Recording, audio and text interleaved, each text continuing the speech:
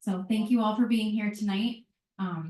We're very excited to welcome Annabel Monaghan to our store tonight to talk about her new book. So Annabel Monaghan is the author of Library Reads Pick and national bestseller Same Time Next Summer and Indie Next and Library Reads Pick Nora Goes Off Script, as well as 2 young adult novels and Does This Volvo Make My Butt Look Big? A selection of laugh out loud columns that appeared in the Huffington Post, The Week, and the Rye Record. Summer Romance was called a Best Beach Read by Parade, a Best Summer Read by The Today Show, and a Best Romance of 2024 by BookBub. In a starred review, Publishers Weekly called it the ideal beach read. Carly Fortune, author of Every Summer After, said, "I loved it, brims with heart, wit, and longing." So without further ado, please welcome Annabel Monaghan.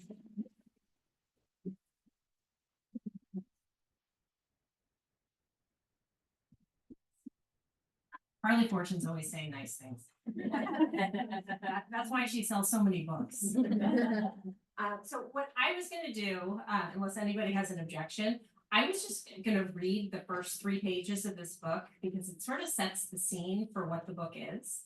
And then I'm going to tell you a little bit about the inspiration, what I was thinking, where this all came from. And then I really want to hear your questions because that is always the most fun part by 100 times. So here we go. This is new. Thank you, old age.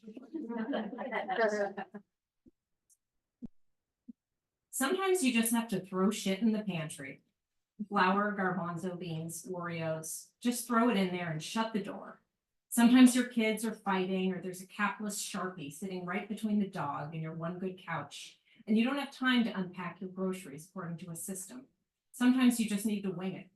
These are words I never say to my clients. I truly do believe in the mindful storing of food according to activity. Are you baking? Are you snacking? Are you breakfasting? But over the past few years, I find that I'm doing all of those things at once in a dirty pair of sweatpants. I'm starting to think there aren't enough labeled glass jars to contain the mess that is my life. It's no secret that I'm more than a little stuck. I'm in a holding pattern, like a plane trying to land in too much fog. I'm here, but also not here. Married, but also not. Instagram thinks I need to engage in some serious self-care to get me back to living my best life. They're obsessed with my cortisol levels and the depth of my meditation practice. But I'm pretty sure this is a job for something bigger than the magnesium foot bath they've been putting in my feed all week. Today is the 2-year anniversary of my mother's death, which makes it the 1-year anniversary of the day Pete announced he didn't want to be married anymore. In fairness to Pete, he's never been one for remembering special dates. I woke up that morning thick with grief. The calendar shouldn't have that kind of effect on us. There's no magic to the passing of 365 days. It could have been a leap year, and I would have had a whole extra day before I fell apart. I decided the night before I'd make my mom's oatmeal chocolate chip cookies for breakfast. That's the sort of thing she'd do all the time. Break up the monotony of life by doing something fun and unexpected. I was going to show my kids that fun doesn't die. I left the butter on the counter to soften overnight, and I got up at 6 to start baking. It was late June, like it is now, and the sun was already up. I moved my teetering stack of unread mail into the sink to make room for my mother's mixer. I creamed the butter with the sugars and combined the flour, baking soda, and cinnamon in a separate bowl. I was crying by the time I added the 3 cups of oatmeal, wiping my tears with the sleeves of my pajamas. It really is unbelievable how much oatmeal is in this recipe. And for some reason, that made me miss my mom even more. This is how Pete found me, crying into the Costco-sized box of oatmeal with my back to a sink full of unopened mail. "Jesus, Allie," he said. Of course, he said this all the time, but his tone wasn't angry, like when he couldn't find a clean shirt or when one of his dress shoes had been filled with Cheez-Its and zoomed under the couch. And he wasn't sarcastic, like when he waved his hand over the leaning tower of paper and asked what I did all day. It was a soft, "Jesus, Allie," as if he'd run out of the energy to ever say it again. Pete left that night, and it's been fun.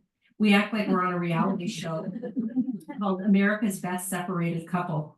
We are civil, almost warm in front of the kids. He comes to get the girls for their Tuesday night soccer practices and Saturday games and takes them out for ice cream after, Cliffy in tow. I go to the games during the season, of course, and then we have an awkward goodbye in the parking lot, during which I act like I'm in a hurry to meet a friend and do something outrageously fun. I don't. Instead, I get in my car and talk to my dead mother. That's all. You know, it's so funny. I was gonna say, this book was featured on the Today Show, and he did the best synopsis of this book. And what he said was, you know, she's stuck, all of her mail's in the sink, she's a total disaster. And he brought up the fact that her family has this tradition that she started with her mother, where on the first day of summer, she and her mother would go out to the beach for sunrise. And as the sun was coming up, they would shout their wishes for the summer into the sunrise. And when the sun was up, they would say, "Cheers to a champagne summer." And I was going to say that tonight because my friend Anne Franciscovich is in the audience. And for, I don't know, 15 years, Anne has been saying, "What a champagne day." And that's something that her mother always said. And it's such a funny thing because, like, we have a lot of other things to talk about. That's something that I think about all the time that stuck with me. And I never knew how it was going to work its way into something that I wrote. But I love that you gave that to me. And it's also just so amazing. Maddie Dawson's in the audience. If you haven't read Snap Out of It, I don't know what your problem is. Anyways, when I read that book, there was something about the Lacy oatmeal cookies in your book, and I messaged you. I didn't even know you. I was like, "Those are my mom's cookies." So anyways, it's just so fun that you guys are here tonight. This is Allie and Ethan's love story. She is stuck, and she gets it in her head that she's going to get unstuck by having a summer romance with this adorable guy who is just in town for a little while. And then, of course, everything goes horribly wrong. I should tell you before you even get into this book that he's a skateboarder. Does anybody have a major problem with that we need to talk about? I actually had a really hard time selling that to my editor. And I mean, I wrote 6 drafts of this book, where each draft, she had different comments. And then she just kept saying, "It's not hot. No one wants to have sex with a skateboarder." And every time I was like, "Give me one more draft. I'm going to get there." And I did, by the way. You're going to like it. But there's something about skateboarding that just kind of caught my eye. And I wanted somebody who was as uptight and stuck as Allie is. She is a professional organizer, and her house is as messy as you heard. I wanted her to just meet the loosest possible guy, and in my mind that was skateboarding. I don't do any research when I write my books. People always ask me, please don't ask me. I don't do research. I make stuff up, but I did research skateboarding. And I went to some chat rooms. You can imagine. And I read some blogs that were written by skateboarders, and they're mostly high. I just was like, not sure about the grammar, but the thing that I found about skateboarding that really sucked me in is it's such a brave thing to do. You know, there's so much preparation. You need to learn. You can't just skateboard. You've got to learn how to do it. You have to master your body and the fear in your mind. And then you have to do something as crazy as getting on a thing with no seatbelts, jumping in the air, and you're going to land on this piece of wood that's on wheels. Like, it's madness to do this thing. And it just, when you read about it, it feels like falling in love. It's like, you're going to get hurt, for sure, no doubt, but you're probably going to do it anyways. And that's why Ethan is a skateboard. He's draining. So this, she said, Emily said something about my book, "Does this Volvo make my butt look big?" I wrote a column for 10 years, maybe longer, just about a lot of like mom things and things that I was thinking about all the time. So much of that column made its way into this book. This book is basically a love story surrounded by all the stuff I think about all the time. And one of those things is the nature of the summer romance. Has anybody had a summer romance? You don't have to tell me about it. I have. It's good times. And here's why I had one summer romance that kind of stays in my mind. The thing I love about it is we never broke up. It was like the summer was over. Thanks for coming. For having me. You know, and you can go like all in on a summer romance. And it's okay if he's got a little drug problem or family, like that's fine. Because it's gonna be over on Labor Day. I love that relationship. And the dark side of the summer romance, of course, is if you fall in love, because you're 100% gonna get hurt. It's coming to an end. And that's the other side of the summer romance, which brings me to the other thing that I think about every single day of my life, which is the madness of dog ownership. Just stay with me on this. Have you ever heard George Carlin say this thing that the day you buy a dog, you've bought a futures contract on heartbreak? It's true, and I don't want to depress you, but like all the dogs are going to die. And I never had a dog my whole life. I got a dog, I was like 47. But for this reason, it just seems like madness to me. And my sister got a dog, she carried it in her purse all the time, and you know, we slept in her bed. And I would think every time I saw that dog, I was like, this is gonna end really badly. And it did, actually. But then, long story short, my husband and I went on a cleanse. We totally lost our minds and we thought we were better people than we are. And we rescued a dog and now we have a dog. And I totally get it now. It's like, yes, my dog's gonna die and it's gonna be terrible, but it's worth it. Like, it's worth it for the joy that you feel every single day in having that dog. Like, you would never not do it just to not suffer that thing in the future. Which turns out is exactly the same thing as having a summer romance. So Allie and Ethan meet in the dog park. Her dog picks him for her by peeing on his shoe. It's on the back of the book, it's not anyways, and so the madness of having a dog is something that runs throughout this story.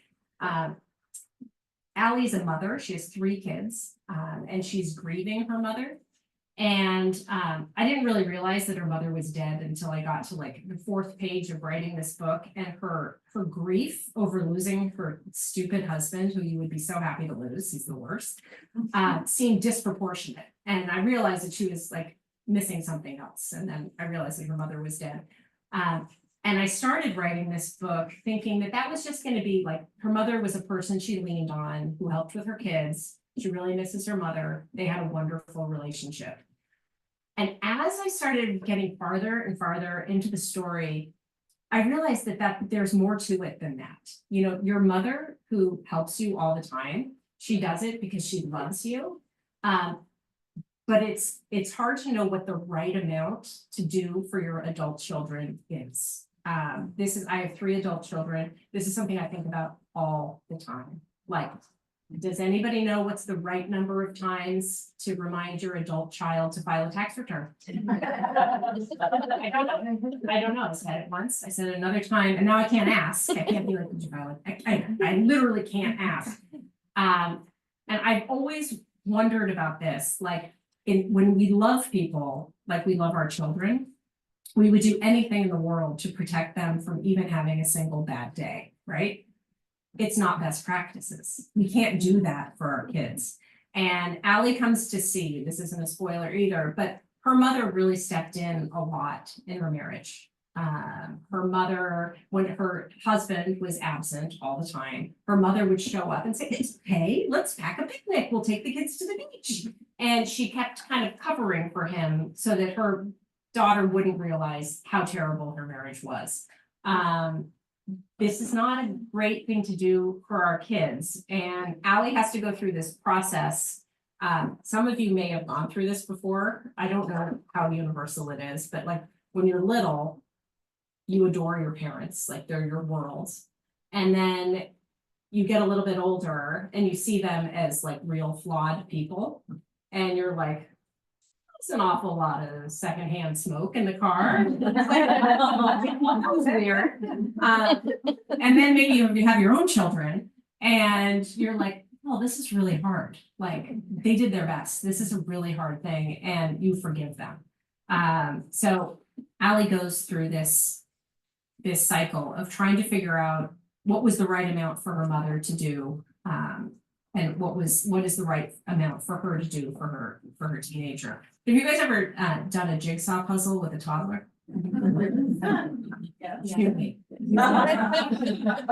I mean, this is kind of what I think about all the time even with my adult kids. It's like you see their fat little hand and the puzzle only has like 5 pieces. And they've got 4 of them there and not the one in the middle and it's upside down and they're trying to shove it in there. And all you want to do is just rip that puzzle piece right out of their hand and flip it over and shove it in there for them.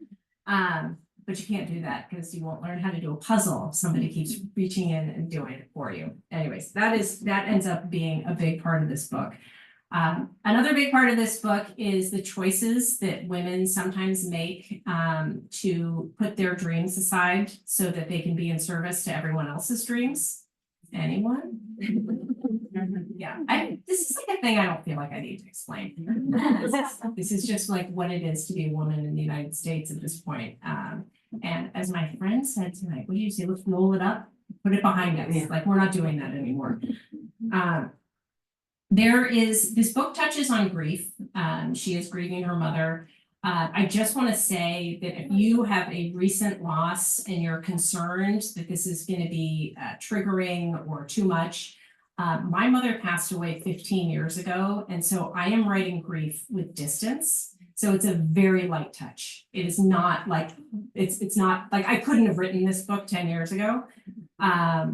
There is a lot of distance there. So I think people ask me like, is this safe? Yes, it totally is. Although I will say that I was asked to do the audiobook, not to read the audiobook, don't worry, to do the author's note at the end of the audiobook. And this was like in mid-May, they wanted me to come into the city. I had a list of 100 things to do. I'm like, oh, I gotta do this, go in the city, read the author's note, sure. I get on the train and I thought, well, I should probably read this ahead of time. So it's, fresh in my mind. I sobbed all the way to Grand Central Station to the point where I had to read it out loud 20 times to like get the quiver out of my voice. So I think when I read it on the audiobook, it sounds like the Pledge of Allegiance. In 2009, my mother died, and so it was sort of hard to read. Yeah, that's all I have to say about that. I think that you'll find that this is a book about moving forward. I have been stuck in my life at several times where I'm like, I really don't know how to get out of the exact situation that I'm in. I always thought when I was stuck that it would be like, I should go to law school. Like you should do like a big thing, I should run a marathon. I never did that. But like there's some big thing that's going to get us unstuck. And what this book is really about is about doing tiny little things, getting rid of a little bit of your stuff, both physical and emotional stuff. Just so that you can start yourself moving forward and everything will like snowball into you falling in love with the skateboarder. So I would love to take your questions about any of this, any of my books. And I'm saying this first. I am very excited to read this book, but I love Nora Goes Off Script, like in a weird way. I love writing it. Yeah, it's very, very validating. Dream casting, if you had to choose. For Nora? And Leo, like who would you pick as your star? Okay, so. And by the way, is it gonna be a movie? Yeah, I don't know. It's like when Hollywood calls, like, don't run out and buy a new handbag. Like just books. My young adult books were optioned by the same book was optioned by Disney twice, and they never made it. So Nora's been optioned. They had 18 months to start filming. Then there was a writer's strike in the middle, so they have some more time. And then I didn't hear from them for a long time. And then last week they sent me 2 scripts. They hired 2 people to write 2 totally different scripts. And wanted to know what I thought about that. And so I read them both and I hate them for different reasons. So I gave them a lot more feedback than they were asking for. And somebody last week asked me, I've never been asked this before, do you really want to see this be made into a movie? And like the question surprised me because the answer is, I don't know. Like I really loved writing that book. And it's exactly in my mind the way it is, and to see how they're gonna make it, and like maybe the kids are gonna have bad dialogue and I'm gonna rip my hair out, I don't know. I have mixed feelings that, anyway, so if I controlled the universe and anybody could be any age, I would like Leslie Mann to play Nora, but she's like 52. So Sorry. she's a good looking 52. Yeah, right? Like I get over it. And then for Leo, not to be too weird, but he is so a person to me. Like I would, if he could walk in here right now, I'd be like, oh, Leo. Like he is like a real person in my mind. So every time somebody casts him, I'm like, oh, absolutely not. Brad Pitt, never. Like that's the whole thing. But I have like, people have said Matthew McConaughey, which I kind of like, and Bradley Cooper. The weirdest one I ever heard that I really liked was Keanu Reeves. Can you see it going that way? Yeah. Yeah, I really like that. Yeah. Anyways, that might make up for the bad dialogue. Yeah, Who else? that's very pretty. That'd be fine. Yes, First of all, I love you. I know it goes off script as well. thank you. What was the setting inspiration for this book? Oh, that's a fun question because it's so lazy. So I wrote this book, I usually write without a lot of stuff. Like I write a draft of just like the story happening, and it ends up being totally different than even the first draft. But when I went to go make it a location, I just used my town. So I live in Westchester. I live in Rye, New York. And I liked, and I named it something different, and it actually is, it feels like a different town. There's something about my town that feels So- very. I lived in Rye for a little bit. Oh, did you? Yeah, with my husband, and I kept picturing, like when you were, like I knew you were from Rye too, Yeah. and I kept picturing. Like, So the geography is that, and there's a scene where he takes her to this little private beach and they look straight across at the city. And I liked that because she is a person who walked away from her career that she really loved to move to the suburbs and, you know, make life nice for her family. And I liked her being at a place where she could like gaze out at the one that got away. And the only way for me to make that make any sense was to have it right there. But let me tell you, the copy editor was so confused. She's like, you're looking at Long Island. Are you on Long Island? I'm like, no, you can't look at Long Island if you're on Long Island. And you're in Connecticut? I'm like, no, you're not. It was all. I kept picturing Playland. I don't know if that was any influence. Yeah, no, it's right where Playland Yeah. is. And where the dog park is, which is the worst part of my town. It's freaking nuts. The craziest people in my town go to the dog park between 8 and 9 in the morning. Steer clear. Yes. Who is your favorite author? Like not someone that you know in person, but just like who is someone that you will read as soon as a new book comes out? Lisa Jewell. Every time. I love her crazy murdery ways. And she's actually a person that I've almost met her. Like I was doing, because her books come out kind of, does she have a book coming out right now? Yeah, last year our books came out, so I was like just leaving St. Louis and she was just getting to St. Louis. And then I was thinking, I don't want to ruin it. Like I like my distance from her because I just like how weird she is. And I don't want to find out that she's a nice person. She has a dog or something. But yes, Thank you. I love those kind of books. Who else?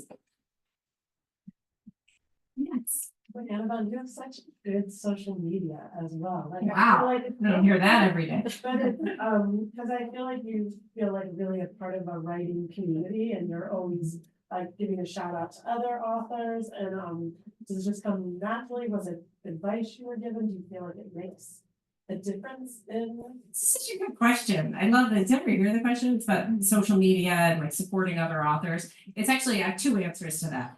I have never in my life, where I used to work in finance, like I've never in my life worked in any capacity where people are more supportive of each other, right? So like if I say something about Maddie's book and you read Maddie's book, you're gonna be like, I love that book. I'm gonna read Annabelle's book. Like the more books you read, the more books you read. We're not selling station wagons. Like you're not just gonna buy one station wagon. So everybody and like it's kind of a reclusive job anyways. So everybody just kind of like, oh, you got a book coming out, and everybody rises to the occasion. The thing that you might like about my social media is its badness. And my approach, this just might be my age too. It's like my approach to social media is like I just say the thing that I would text to my sister. Like, holy shit, guess what happened? Like, I just do that. And then whatever photos are on my phone, they go in there. And I, so if, it's, you seem so approachable. No, I just don't know what I'm doing. So it's very unpolished. And that's it, like makes Instagram, I think, a really friendly place to be. Because like, no one cares. Who else? Yes. Is Sam and Wyatt gonna get more of a story? Do you want Sam and Wyatt to have more of a story? Can you give me a little more on that? Because I really, I draw a blank. I wanted well, when I saw like the summer romance, I thought like it was gonna be like a summer, like that was their sequel to them. Yeah. But I'm like, okay, it's not.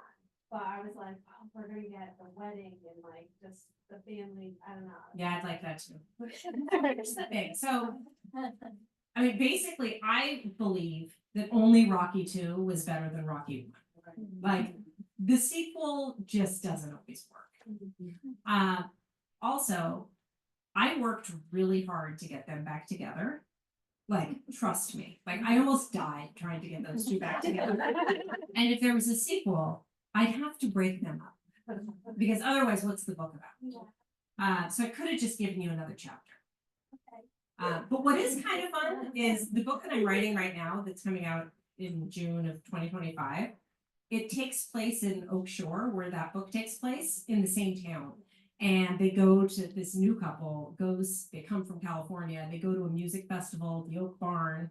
And then I thought, it'd be fun if like Sam and Wyatt were walking down the street, but then I thought, it's so self-conscious. Like, I think people would have different opinions about this, but I don't like Easter eggs in books. I don't like when I'm immersed in the story and all of a sudden being like, that author is so clever. It's like, it's not about me. It's about reading the book. So I did not put them in. I'm not done with it yet. We could have a talk. Yeah.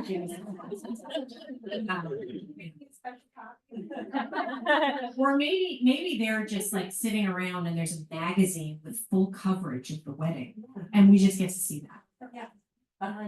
Okay, good talk. Thank you. You'll be in the acknowledgement. If I ever finish. Who else has a question? Yes. Kind of going off onto that topic a little bit. What's the timeline like for when you have to submit your last draft for your book for this coming June? Like, where are you at in that process with this next book? I'm at the full scale panic. And I was actually in this exact spot this time last year where I'm going all over. I just came back from a book tour. I was talking about same time next summer, and I'm trying to finish this book, and I sit down to work on it and I don't even know what it's about because I've been talking about the other book. That is the only like complaint that I have about writing a book a year. It actually is a little bit confusing. So I will finish like the very last edit on book 4. It doesn't have a title. We're calling it book 4. It's gonna fly off the shelves. It's impossible to resist. That I'll finish that like towards the end of August. And then I will start writing another book in September. And I screw around a lot in the fall, like, oh, I'm gonna take a walk and think about my book and all that. And then I'll have a first draft done by the end of January, and that will be hot garbage. And my editor will just, she won't even write anything in the document. She'll just say things like, why would anyone make that choice? I don't see why he likes her at all. I'm like, well, they're madly in love. She's like, no. Okay, so we go back and forth. And she's basically the smartest person I know. So that's like the cheat code. She's like a laser, where I'm like I have like wide thoughts. She's like, no. Which really is. Is she the same editor for all of your books? She's the same until I'm dead. I've signed a contract for books until 2027. And if she asks me, I'll do it again. This has been, I mean, I like do the math, but I wrote Nora Goes Off scripts when I was 50. And I had been trying to write a book that people liked forever. So the fact that this happened to me late in life, like I'm gonna write it till it throws me. It's so fun. I've had so much fun. We are. Yeah. Who else? Yes. Okay, of all your characters, do you have one that resonates with you most that you feel up for? Yes. But this is recency bias, so it's going to be in this book. Her neighbor Phyllis is 94 years old, and she lives right next door. Allie brings her eggs every morning, and Phyllis watches Dr. Phil every day, and she has my mom's approach to parenting. My mom used to say to new parents, and I'm not joking when I say this, she used to say, give birth and get out of the way. That was her parenting, like just back the come on. And Phyllis is very much like that. Like she doesn't offer the unsolicited opinion. And I respect that about her so much. That was so much fun to write that. I also really love writing intergenerationally. I love writing little kids, and I love writing older people just because I feel like it broadens us so much, like that relationship that you have with like a younger person, and it makes you think of like how far you've come. Anyways, I love writing that. I'm like 11 chapters in. Oh yeah. I don't want, I'm reading it slowly. I can finish it quickly, but I'm reading it so slowly to take a month, and I feel like when I'm reading it, I'm talking, like, you're writing it so smoothly and so beautiful. Thank you. It's very inspirational to some something later in life, and that's great. I do make that transition from writing out. Right. So I hated it. So, it's so easy to leave something you hate. Like I did not sacrifice in any way. I worked in investment banking. I was bad at it. And I would walk into work every day thinking like, today's the day. And you're going to find out I don't know what. And then one blessed day I was pregnant, and I was like, look at that. Got it. So I was also married, which was great. So I quit and watched my stomach and had a baby. I had 3 kids, and I was at home with my 3 kids. And I wrote my first young adult book when I was 37. People who read those books liked those books. Nobody read them though. I mean, they were not like big smash successes. But during the time that I was writing those books, I started writing this column. And for whatever reason, my column was infinitely more successful than my young adult books. It was like I was connecting with grown-ups and mothers in a way that I had not connected with teenage girls. That's weird. It's starting to make sense. But it was during that time that I started to kind of develop my grown-up voice. And I practiced my grown-up voice for a really long time. And then the COVID lockdown happened. I found myself with infinite time on my hands. And I actually thought we were all going to die. So I was like, I might just write a book that I like.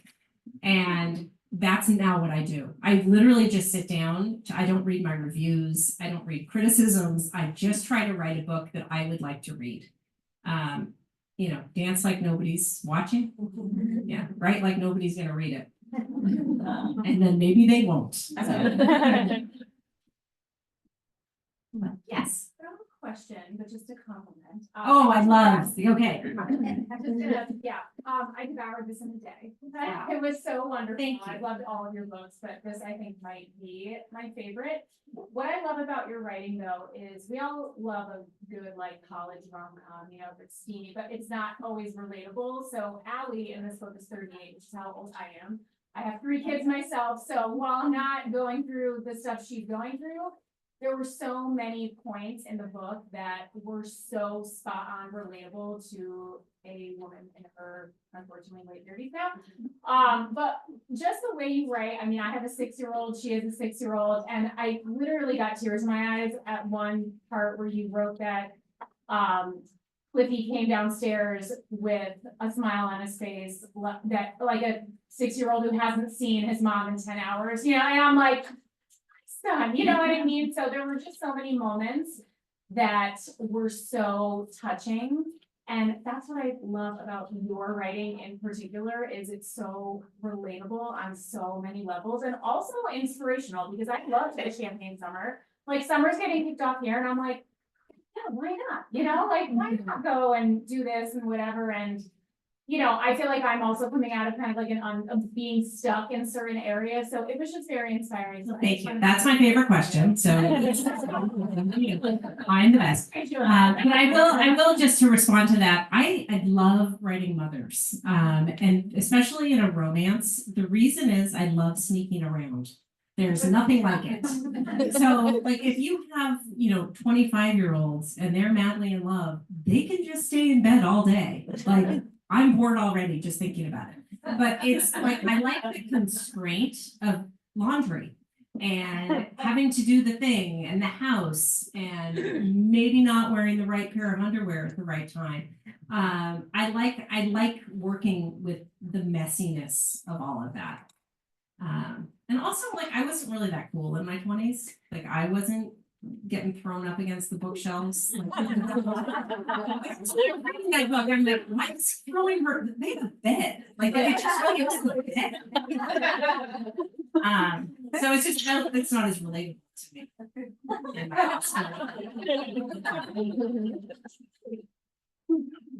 Who else?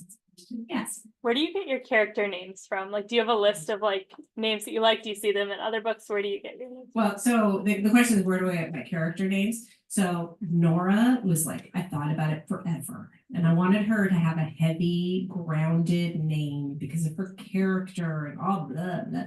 Then I was writing a lot of stuff and I have a lot of names going. And so now what I do is I just try to find names that aren't people I know. Like children I didn't give birth to, their friends, guys I didn't date. And I'm kind of running out of names. We have a lot of guys. The other thing I do, this is just like, I shouldn't say this because it's so dumb, but like I'll watch Netflix and like the Key Grip's last name is like, because last names I find really challenging. Because last names give an ethnicity and they give you like more information. And I find that in a first draft of a book, everybody's last name is like Monaghan. It's like Monaghan, Callahan, O'Shanahan. Like, it's all just one name with slightly different letters. But so then I just randomly pick off of Netflix credits people's last names. Yeah, no method. I think we have time for one more. One more question. Yes. You said you procrastinate when you work. What is your procrastination activity? So I don't really procrastinate that much. I used to procrastinate by taking a walk, but you could literally walk the entire day. One thing I do that I did yesterday is I make coleslaw. And the thing about making coleslaw in this particular recipe is the first step is you have to make mayonnaise. It takes a long time. So I just do like a really complicated cooking thing, you know, just to serve my family. But that's really procrastination. You guys are amazing. Thank you so much.